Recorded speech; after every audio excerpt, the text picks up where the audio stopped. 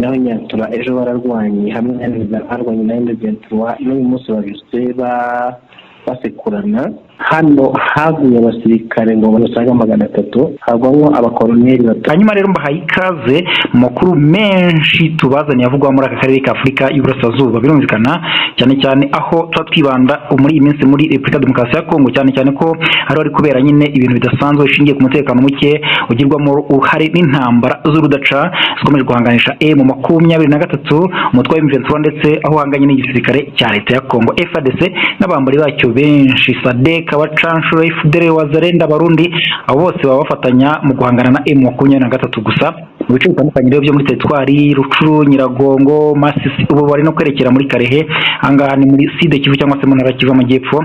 Bikumvikana ko rero umutekano utifashe neza hano hakurya. Tubane muri aya makuru atubwire byinshi mu byagiye anagaho Makire Magrambe Todor kugira ngo tubane mu iki kiganiro maze kumenyera ko abatugezaho ubusesenguzi butandukanye n'amakuru. Magrambe, umeze neza? Umeze neza cyane. Natwe tumeze neza, turashima Imana. Yes. Reka rero nk'uko mwari muduhaye kanya reka twinjira muri update z'uyu munsi. Reka duhere muri update. Rwose. Duhere Masisi, Rucuru, Nyiragongo no muri Goma. Nyiragongo naho none humvikanye amakuru. Turaza kubwira ibyaho mu kanya. Muri Masisi rero ejo ahantu habaye imirwano henshi hatandukanye, ariko na mu gitondo yakomeje. Hari kuri uriya musozi witwa Ndumba, umusozi uri strategique cyane kuko ni umusozi uri hagati ya Sake na Bweramana. Iyo uri hejuru uri kureba Goma usa n'uri munsi yawe na za Mugunga n'ahandi hose. Aha rero bararwaniye ejo no mu gitondo hongeye kumvikana amasasu menshi cyane. Ahitwa mu Gasake ni utujuru tuba cyane muri Masisi. Habereye imirwano ejo hagati ya Nyatura na M23. Ahitwa Kaniro FDLR na M23 nabo bararwanye ejo n'iki gitondo bahita barwana. Naho Nyatura ejo bararwanye. Hari ahitwa Bisumba, Bweru, Kirumbo, Nyatura ziri kumwe na FDLR n'ubundi bahanganye na M23. Amarwano nta guhagarara. Naho kuva ejo n'uyu munsi mu Rubaya abazalendo bamwe baharizwa n'abaturage kuko hari inama ikomeye n'ubundi yo gukomeza kubakomeza abaturage bahariya. Ni benshi cyane kandi baratuwe cyane. Gusa ejo byari bitandukanye n'izindi nama bamaze iminsi bakoreshwa n'abariya ba ofisiye kuko abaturage bahize abazalendo benshi cyane. Bariga ko ari abicanyi, babasahuye, babishe, babagiye nabi. Ndamukwiye kubashyira mu ngabo za M23, ariko nyine abasirikare bababwiye ko icyabazanye harimo no kubabarirana bakareba imbere, bakareba icyabateza imbere, ahubwo hari ikintu gisa no gusabana no gutanga imbabazi. Iyo nama n'ubundi biteganije ko n'uyu munsi irimo. Sake bararwanye n'uyu munsi barwanye. Hanyuma uwanyemerera akagaruka nkagira Rucuru ejo mwumvise ko Kanyabayonga bamwe bavuga ko bayinjiyemo, abandi ntibarayinjiramo. Ariko kuri guhari ni uko hano leta yigambaga ko yari yarahigaruriye niko za Kikuku, za Kibirizi, za Rwindi, za Bicumbi n'ahandi henshi. Hano haguye abasirikare ngo basaga 200. Nirinze kuvuga 300 kuko benshi bahamye ko basaga 300. Hagwamo abakoloneli 3 ba General Kabundi. Ariko Kabundi muri ako gace ntabwo yorohewe. Urumva ko mu Rwanda rw'abakoloneli ntibisanzwe. Ntabwo bisanzwe, ngo abamajoro bapfuye n'abakapiteni n'abamariyetena n'amashuri yetena n'abakaporari n'ibiki byose majida ni benshi cyane. Noneho iriya Kanyabayonga basa naho bayizengurutse, n'abaturage bamwe batangiye guhunga n'igitondo benshi bahungaga. Barumva ko imirwano ishobora kugenda ifata indi ntera. Yatangiye gufata indi ntera kuko urabona ni nk'aho Rucuru bagiye kwikuramo yose, ndetse bakerekeza na za Beni na za Butembo. Kungu uyu mujyi wa Kanyabayonga nawo ni umujyi munini cyane, uramutse nawo ni umujyi munini cyane. Ni umujyi munini cyane, baramutse bawufashe ni umujyi uri strategique muri Nord Kivu. Bamwe banemeza ko ushobora kuba nyuma ya Goma ari umujyi w'abawungirije. Tugarutse rero muri Nyiragongo n'uko nari ndabwiye, hari amasasu yumvikanye ejo. Yego, biza kuvugwa ko hari indege ngo yaba yahanitse, ariko n'isa drone ziba zagiye gukora control y'umutekano n'iki ngo za Kongo zarayikanze zirayihanura. yego, ntabwo ari M23 bayirashe nko muri kuvuga ko ari M23 barashiye drone, ariko bivuga ko ari ingabo za Kongo zaba zayihanuye. Hanyuma mu mujyi wa Goma mu masaa 5 no mu masaa 6 nabikurikiraga humvikanye amasasu menshi mu mujyi wa Goma, ndetse hajemo n'ikibombe. Twakurikiranye mu gitondo tuyobera ibyo ari byo, ariko baza kutubwira ko ari ka kantu kari hagati y'abazalendo n'aba FARDC bahora barwana bapfa ubusa, ubutegetsi busuzugurana.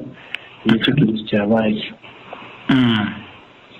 Yego, kandi babonye umusirikare mu mujyi wa Goma ejo yambuye imyenda. ahubwo iyo nkuru umuntu yayivugaho kweli. Umusirikare yambaye neza cyane mu Rwanda twita ngo ni boxer, hafi yo kwambara ubusa buri.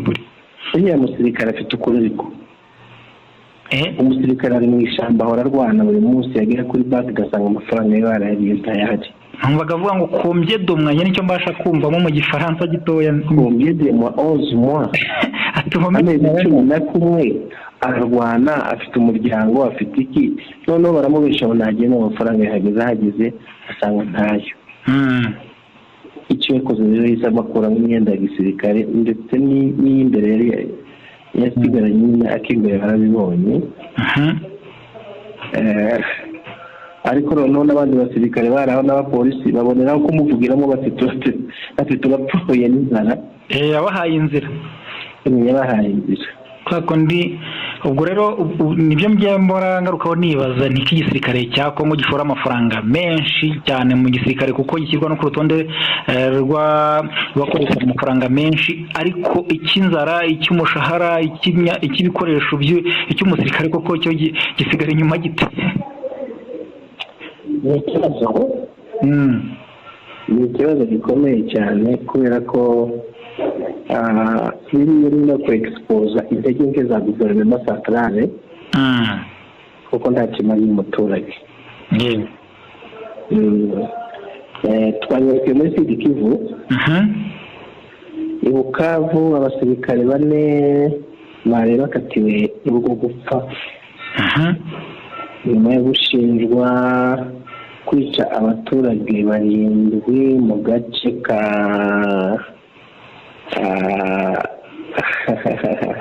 reka ndagashaka mu Gatana. Gaherereye Bukavu. Ni muri Gatana, gaherereye Bukavu muri Kirehe. Beni abantu 4 barishwe adefinalo. Muri Sud Kivu ahitwa mu Rugezi, uri muri Sud ya Minembwe. Umugabo witwa Kabila Butembo yishwe na bagenzi be b'abamayimayi bamuziza ko yaba batanga amakuru ku Banyarwanda. Abanyarwanda avuga n'abasirikare n'abaturage b'u Rwanda aho kwa Makanika, Koloneli Makanika. Hanyuma i Bukavu biravugwa ko hari kamyo 17 zaba zigiye kugerayo zohereje abasirikare bagiye muri Nord-Kivu ku Rwanda. Gusa umuhanda umeze nabi, zishobora kuba zapfira ahitwa muri Ruhanga. Dusoreze kuri iyi nkuru yuko abenshi mu banyamurenge babajwe n'urupfu rw'umurebera pasiteri witwa Bibaze Gasarizi. Yari avuye kwivuza i Bujumbura, afata moto azamuka ajya mu Rurambo. Noneho aza gufatwa n'abamayimayi barica, bamwe bavuze ko bamurashe, abandi ko bamutemaguye. Za ngabo z'Uburundi bumvise zavuye za Bijombo, za Kamombo, za Karugo n'ahandi henshi zerekeza mu Minembwe, za Gipasha na za Mikarati.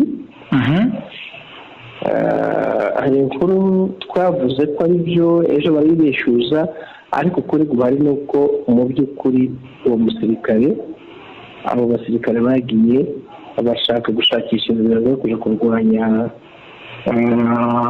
Red Tabara n'indi mitwe ariko Kabanju. Abayisaba Colonel Makanika Rayibiro kuko yumvaga bari kumuyazaho, arabwira ariko hari indi nzira hirya, kuki mwahisemo kuza kuvogera hano mwanyuze hirya ko ari inzira nyinshi, ahandi ni amahoro. Kimwe nuko guverinoma yashyizweho Kinshasa naho bigasubirwaho. Ibyo mwagiye mubibona?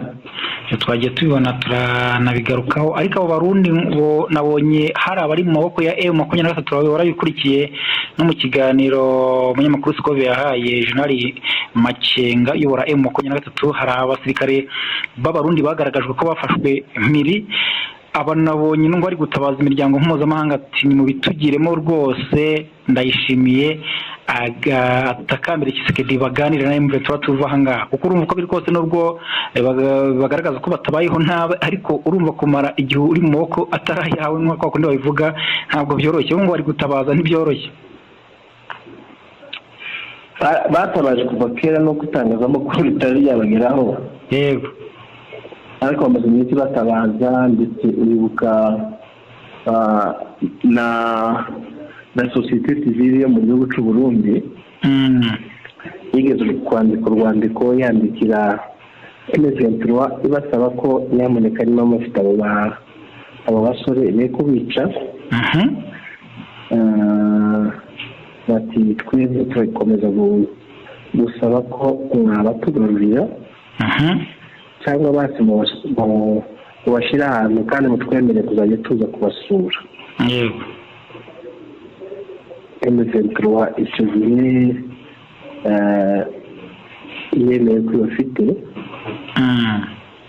ariko kugira ngo bamenye abo bafite babibajije leta. Yezu leta y'u Burundi ntabwo yemera ko M23 bafite, ahubwo yo ivuga ko ari Red Tabara. bavuga ko Red Tabara yafashwe. Bavuga ko Red Tabara yafashwe. Ukibaza igihe Red Tabara yaba yagiriye muri M23 ukabihebura. Mu by'ukuri barabiboneye, kugira ngo kiriya gitangazamakuru cyarabigaragaje ku mugaragaro. Kandi natwe racyari inkuru y'ibanga, ariko ejo hari ibyo tuzashyira ku mugaragaro. Hari ibyo tuzashyira ku mugaragaro rero ni Abarundi. Hari n'abavuga ko M23 ishobora kuzabatindana bitewe n'uburyo Abarundi aribo ubona bijandika mu mirwano cyane mu guhangana na M23 ukurikije uko abandi banyamahanga babitwaye. Ubona ko Abarundi aribo tugarukaho cyane mu makuru. Abarundi bagize gute? Abarundi na FDL na Wazalendo umva ko aribo bagaruka cyane mu nkuru z'imirwano. Biriya bintu rero perezida w'Uburundi tumaze iminsi tubivuga yakoze, ubanza atarabitekerejeho neza.